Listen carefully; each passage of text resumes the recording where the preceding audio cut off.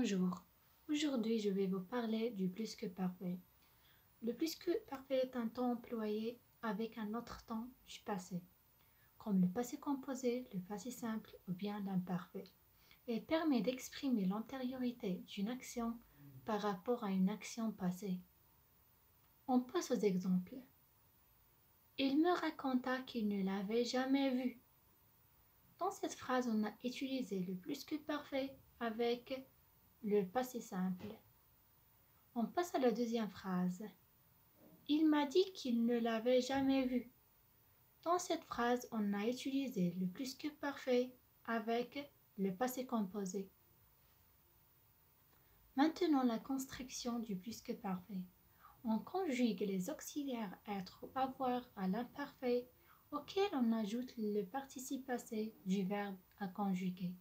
Autrement dit, l'auxiliaire avoir à l'imparfait plus le participe passé, ou l'auxiliaire être à l'imparfait plus le participe passé. Maintenant, les auxiliaires être et avoir à l'imparfait.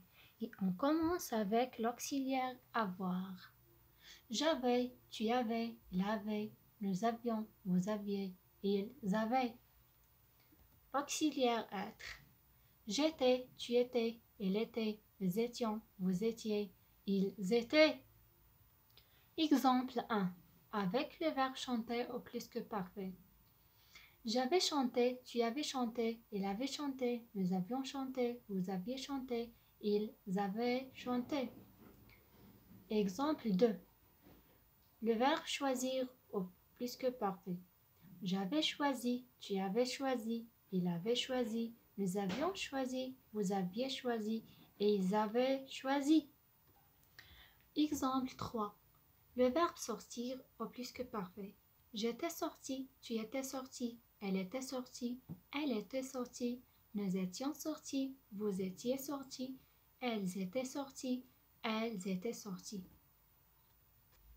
Et je pense que vous avez remarqué que on a changé le participe passé sorti, tout simplement car le participe passé employé avec l'auxiliaire être s'accorde en genre et en nombre avec le sujet. Donc, le participe passé conjugué avec l'auxiliaire être s'accorde en genre et en nombre avec le sujet du verbe.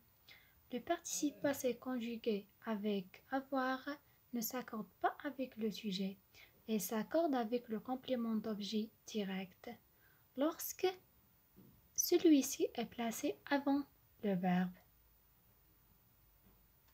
J'espère que vous aimez cette explication. À la prochaine, Inch'Allah.